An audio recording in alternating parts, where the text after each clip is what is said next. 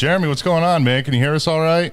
Yeah. How's everyone doing? Doing good, man. Hey, thanks for being here. Appreciate it. Yeah, thanks for having me on. So I got to tell you, man, I am so pissed that this got booked so last minute. We only confirmed Friday. And when I was doing research for this, I was like, my God, there's so much interesting stuff with this guy. And I really wanted a chance to read your book. But unfortunately, I didn't have time. We just set it up a few days ago. But my God, man, you've got you've had quite the life. Lots of stuff. Yeah, thank you. Like to stay busy, like to just be creative all the time and do whatever's stimulating at the time, you know? I heard that you're halfway done with the second book. I know you kind of shelved it, but you're like halfway done with another book, right? Yeah, I didn't feel like completing it and going through the having to promote it process. You know, it's just after leaving the band, it was too new and I needed a break from everything in that camp and to get my life straightened out as far as physically and, you know, just some mental decompression after being in such a crazy rise to a, you know, and that band was pretty big, man. So oh, yeah. It was time to step off the train for me and get my back fixed and just do some reassessment.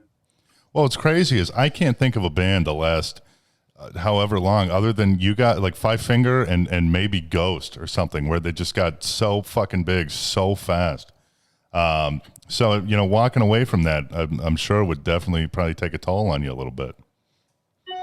Yeah, I mean, I wasn't, there was no doubt in my mind it was the right choice. I mean, when your body's not cutting it anymore and you can't do shows the way you used to do it, it's like athletes when they finally reach the end of their career. It's like, I still have it here. I just don't have it in the body. So it was time to just go address that. And I had a major surgery, which was a big setback for me. And it took a lot of months to recover from that, but I'm feeling great now. Well, that's good. And, you know, you got this new band that you're fronting now, you know, going from drums and Five Finger to now fronting Psychosexual. And I got to tell you, man, seriously, I was so blown away. I thought it was so fucking cool. And I seen, you know, there's, you know, people talking shit and this and that, but it is fucking, I thought it was so cool, dude. And the video for your latest single, I thought was awesome. And, you know, it's a cool, it's total 180 from Five Finger, but it's pretty cool, man. And I heard you guys already have like 5 albums in the can, right? I know your album, Unholy Hymns for the Children, comes out May 14th, but you have 5 albums already ready to go. Yeah. We've just been working about 5 days a week in the studio because you can't tour. Everyone's trapped from the pandemic, which it's been a horrible thing, but a blessing at the same time because it's really forced us to just be under lock and key, man, in the woodshed and working. And we like to do that. And, you know, what I've learned in the past is once you're touring, you don't want to work on material while you're on the road. And when you get off the road, you want to rest. You don't want to write and record a record then either. And that was the schedule in Death Punch. It was tour, record, no breaks. So I was like, I have to take a break. And if you guys don't want to, then I understand, but I got to step off the train. So that's what I did. But now that you can't do anything and all you do is go home at night after, we just go to the studio and work our asses off. So we've accumulated lots of material, and it's going to be helpful because we won't have to break momentum. And if we do want to break momentum, we can actually rest instead of have to get right back in the studio. I feel like that's how a lot of most of the bands I love, that's what they do. They always tour for like a good year or two, and then they'll take a year break to just record, and then it's like a never-ending cycle. Yeah, it's going to be a grueling process for sure. Yeah, and we never took that long. I mean, we were in the studio a couple months, or we would break it up, do some recording, then go back out on tour, and then come back and finish it up. So, but you know, with this band, it's just work every day. So we're cranking it out pretty fast, and I love it that way because you just kind of document what you're feeling at the time and then move on. And it's turning out to be pretty eclectic and all over the map and a lot of fun. So it's not like it's all going to be Devil from Hell or, so if you like that song, that's cool, but there's way more to it than just that style. What I found real interesting is I was watching another interview with you, and you had said that you have, I don't know if you're working on it, if it's already done, but you guys were going to do a cover album, and all the songs were about stalking. Yeah, it's done. I released it temporarily and then pulled it right away, like I did with some of the other older material, because once Devil from Hell happened, it was obvious that needed to be the debut and the first thing that people really pay attention to. Like when we threw songs up before, it was just on Spotify with little to no promotion. So I was like, okay, I want to do this right. And Devil from Hell is the obvious first thing that people need to hear, in my opinion. So let's start over. It's so new. It's my label. There's no rules. Who gives a shit? So that's kind of what we did.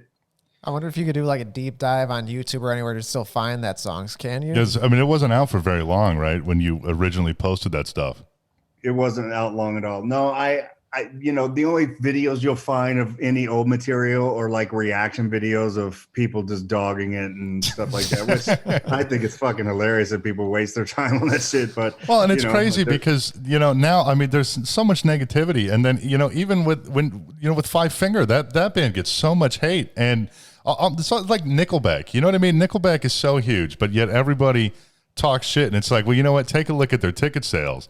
And then, you know what I mean? Explain that one to me. You know what I mean? Yeah, because I didn't understand. Oh, sorry, man. Go ahead. No, go for it. I was gonna say, like, I don't understand where this hate comes from. Like, it just becomes a cool thing to hate on Five Finger or Nickelback. Like, it doesn't make sense on where it exactly came from to me.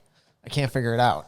Well, we kind of entered in right as that stuff was popular, like comment boards and shit talking. That was the new thing. The rise of the internet, baby. That's right. Death Punch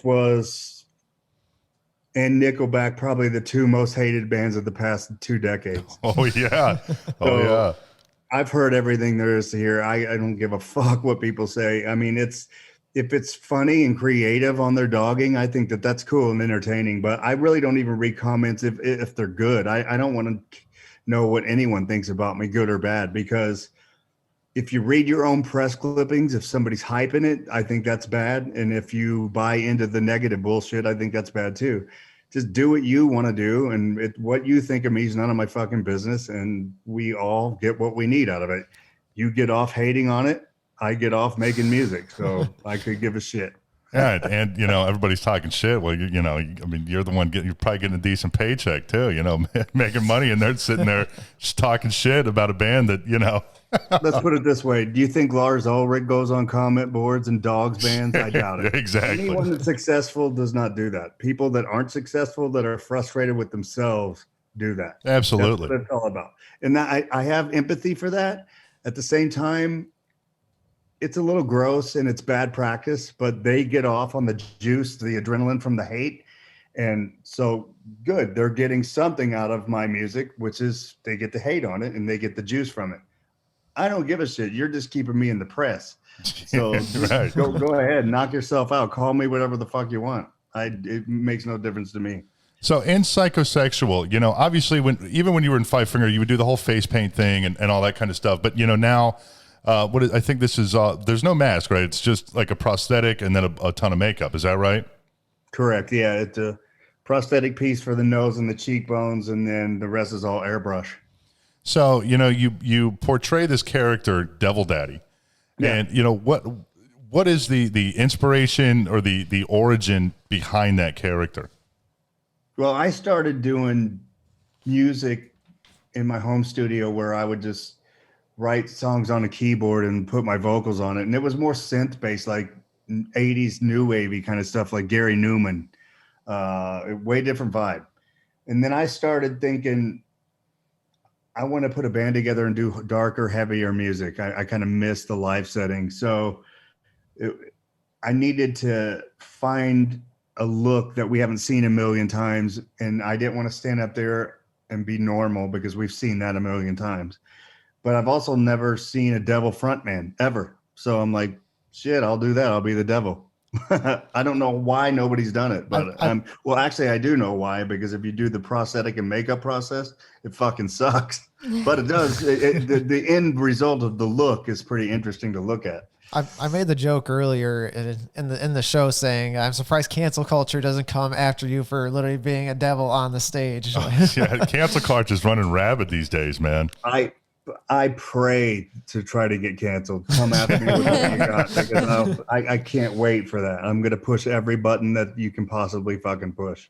We haven't even started yet.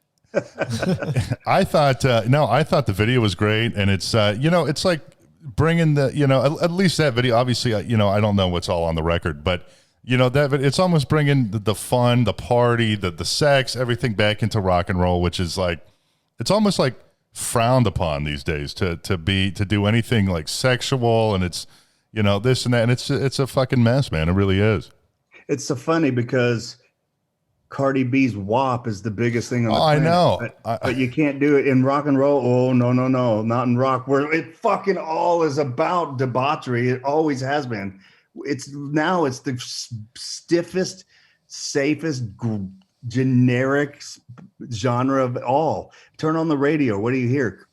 10 bands that sound the same. And if you walk down the fucking sidewalk and tripped over those guys, you wouldn't know who the fuck they were, because they're not rock stars. There's no characters. There's no personalities. When's the last time there was a rock star? I know, seriously. There's hardly any modern day rock stars. And I am curious. We had Steel Panther on the show a while back, and we were talking about cancel culture, because obviously Steel Panther is a target because of what they are.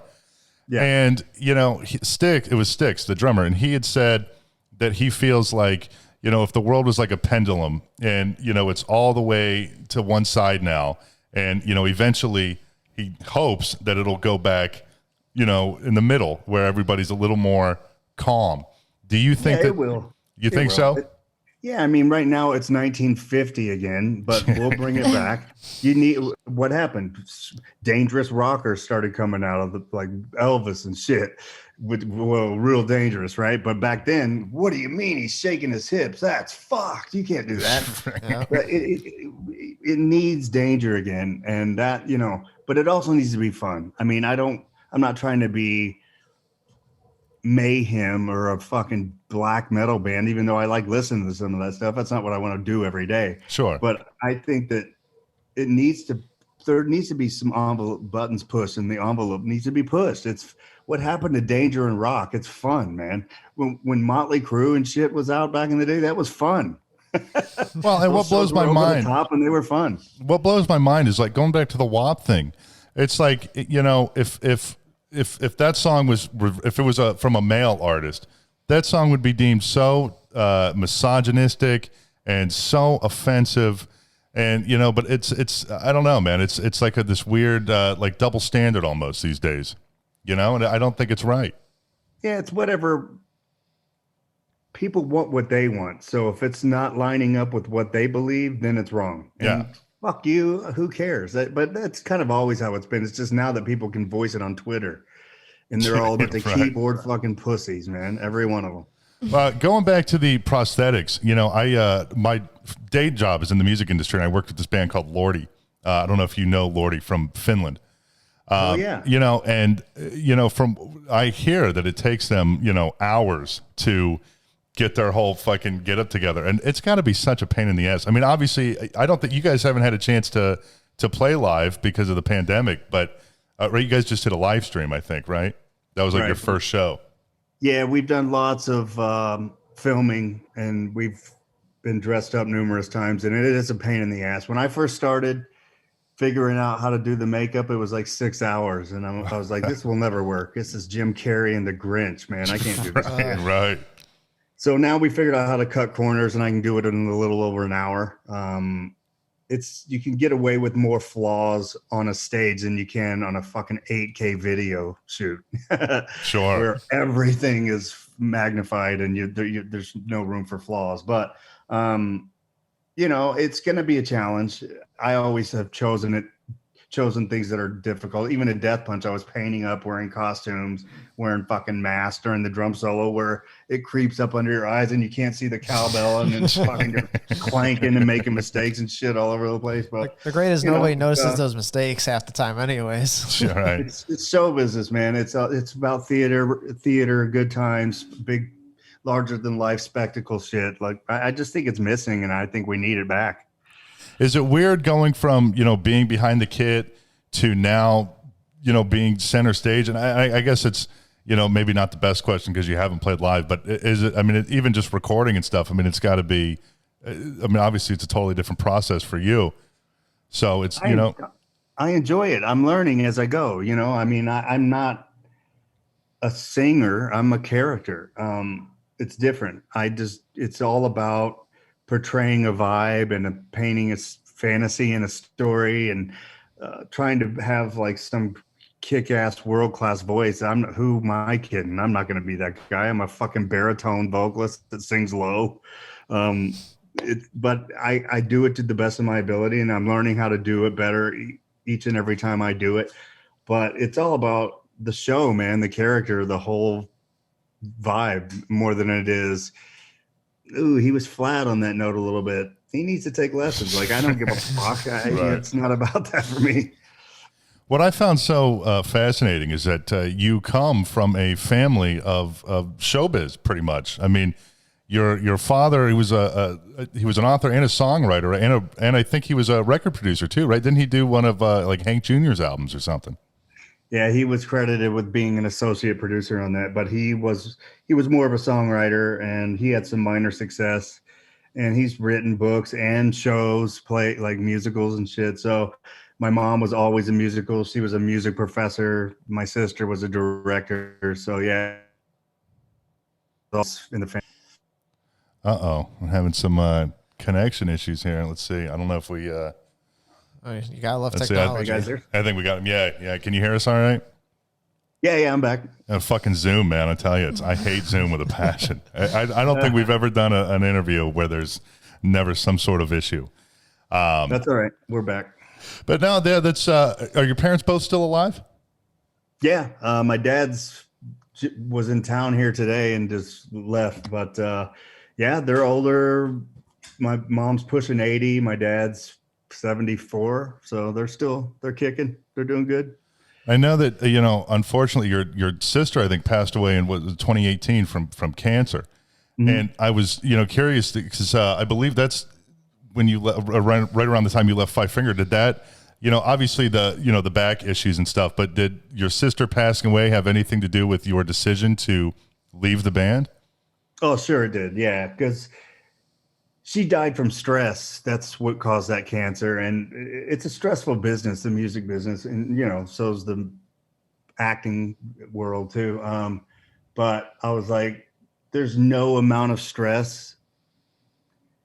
There's no amount of money that's worth the stress that's going to jeopardize my health or my happiness. So while the paycheck was nice and the crowds were nice and I got to experience a lot of great stuff, it was also so equally as stressful and taxing and hard. And it was it was enough. 14 years of anything, I don't give a fuck if it's the best thing every second for 14 years, you're going to burn out on it. Oh, absolutely. So add being older, traveling, being with jaded assholes that all wanted their way. We all did. I'm an equal jaded asshole as the rest of the guys. So no, I'm not pointing anyone out. I point the finger at myself as much as anyone. But, if we started at 22, it might have been different. We started at I got signed at 34. So That's a little different. Yeah. We're setting our ways going into it. The one thing that I found so wild and was that your old band, I think was your old band called Cornucopia, I think, and you guys opened for Panther on the Cowboys from Hell tour. That's insane. Yeah, I couldn't believe that. Somebody sent me that flyer today, actually. What's that? Somebody sent me that flyer today. Oh, no kidding. Wow. Yeah. Wow, that had to be an experience because you were just a kid, right? I think you had like just graduated high school at that time. I think I was still 17, maybe, or 17 or 18, and yeah, it was a trip. They were on. I think they were on the last show of the Cowboys tour, and it finished up in my state of Indiana, and we got to see them fucking rock this little club called the Ritz, and they tore it apart. It was great. That's wild, man. I mean, that's I think a lot of people, if they didn't get to see Pantera, they wish they could have seen him, and then a lot of bands are like, it would have been so cool to play with Pantera. Yeah, just watching back on their home videos and listening to their albums, it's just they destroyed everyone, man. You cannot fuck with that band. Their grooves were incredible, and it's like meant for live show moshing, smash each other. They were the shit, man. I really miss that band, and they're one of my favorites. Well, and now you became a few years ago. You became a police officer, and was it your hometown or like a suburb of your hometown or something?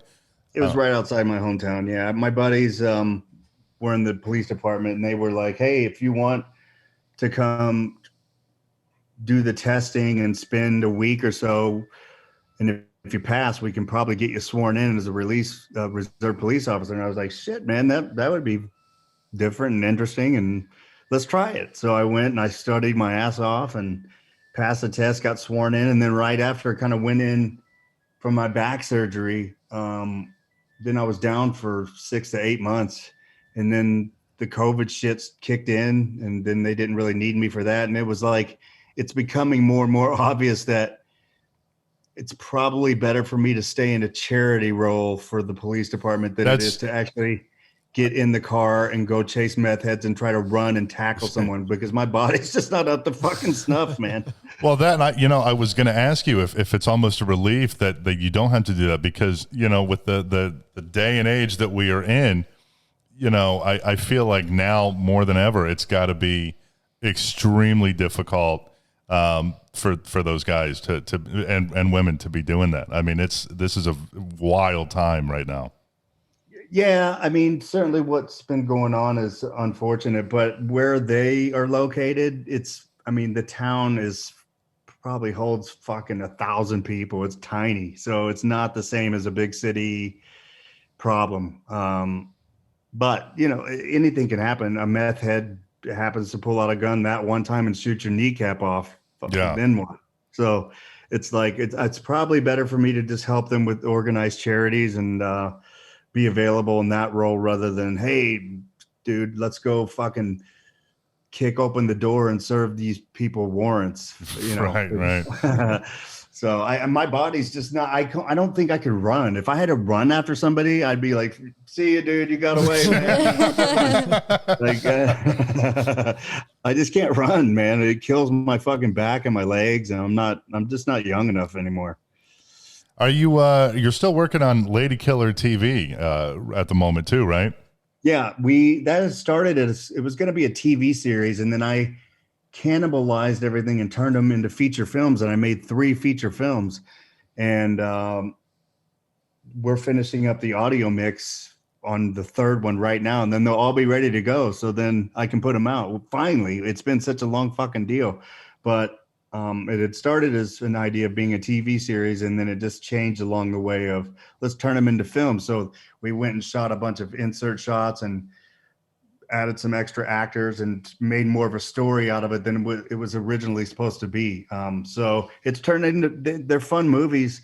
I think that they capture a lot of cool 80s slasher, cheesy fun with extra sex. It's like the way Friday the 13th should have been, because there was always fuck scenes in those, but it was limited. You'd see a tit and then they would get killed. These are like 5-minute versions of you see tits and then there's some killing, so it's cool. So I've never seen this. I mean, is it like people will be like fucking and then just here comes a killer like from around the corner? And there's fake fucking, obviously. Well, right. Edited in a way to where there's nothing that's offensive about it unless you're offended by boobs.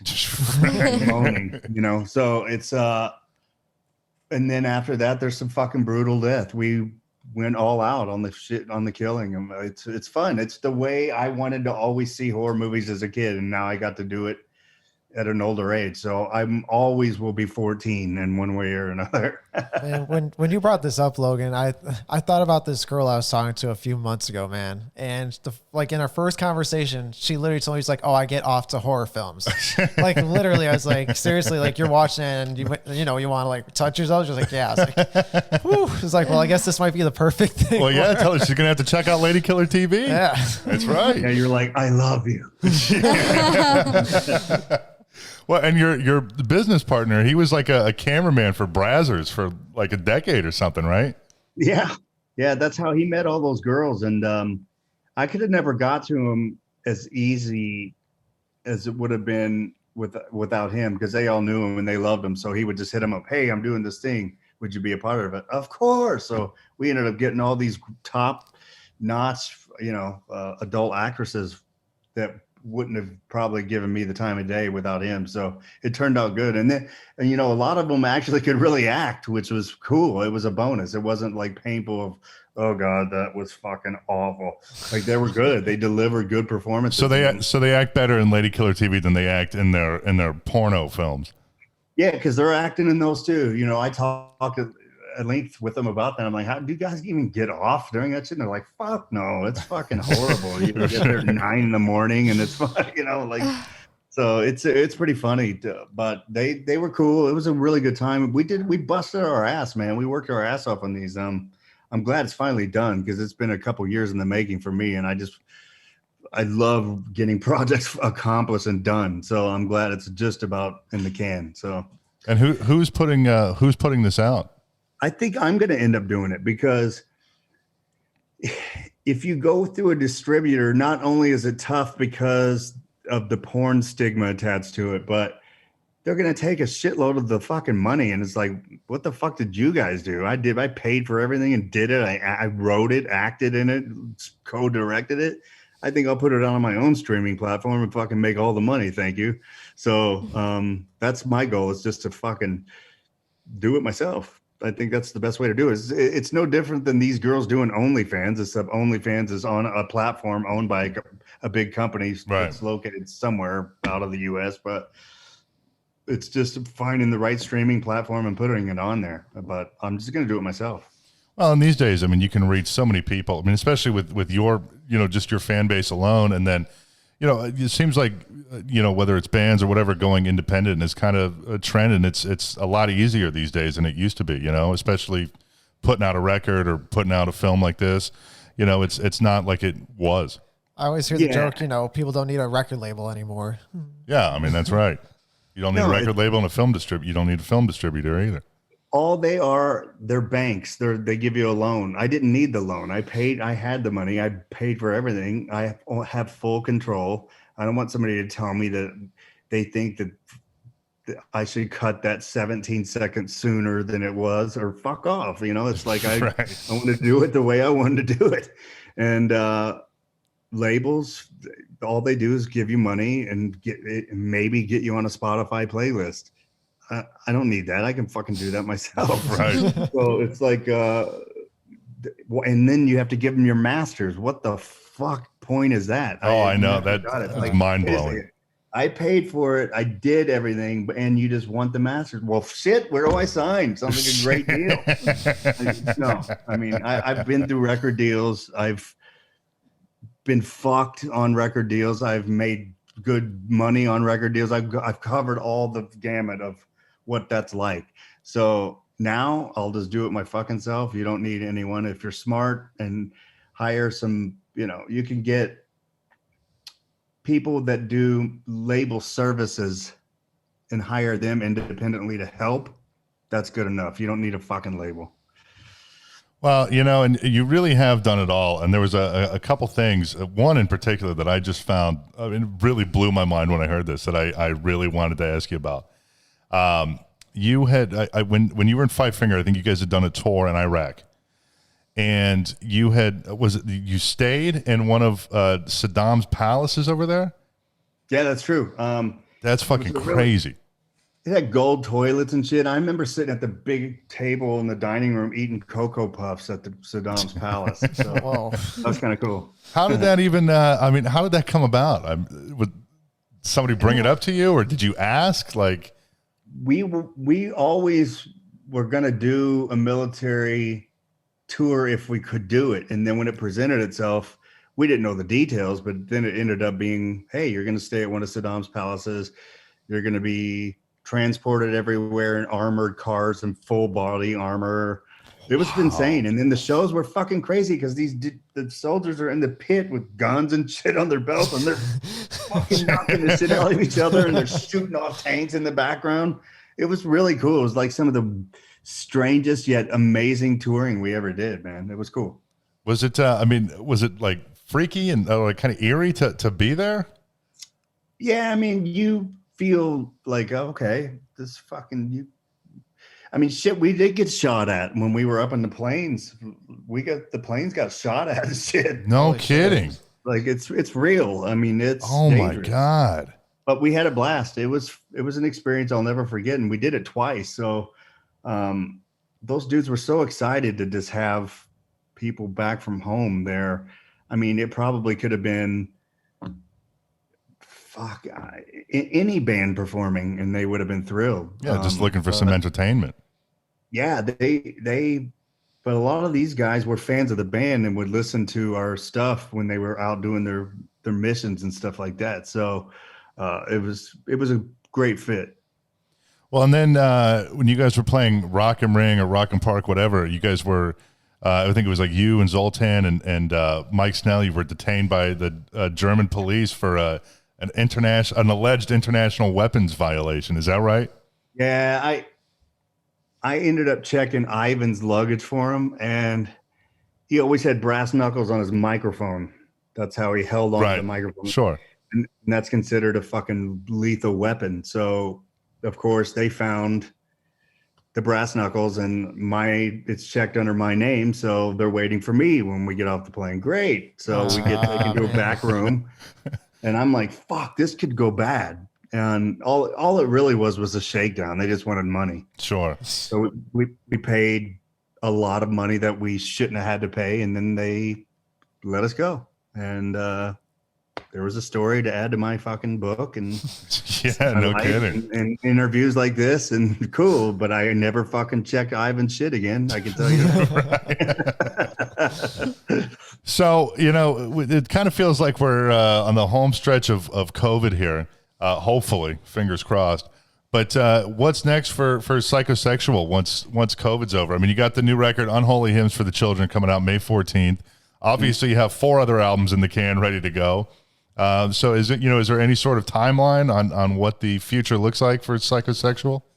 Yeah, we're talking about doing some one-off shows in around October. So hopefully those are going to happen. They're like radio shows and stuff like that. I'll announce it when the time's right. But in the meantime, we're writing and recording, just business as usual. And we'll film videos, stuff like that. But I'm just waiting to be able to announce when we can do a show. I don't think a tour is going to happen this year. I hope it does, but we're waiting. We're in talks, but who knows if we'll end up getting the slot or not. And if not, that's fine.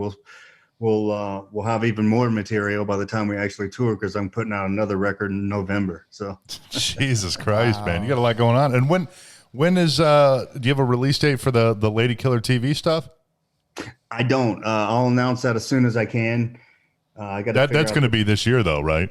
It is, yeah. And it'll probably be around Halloween time. Oh, okay. I think it's appropriate. That's fitting. Yeah, sure. Yeah. All right. Well, Jeremy, where can people find you online? Just go to psychosexualmusic.com, and it has all of our social links there and merch links and stuff.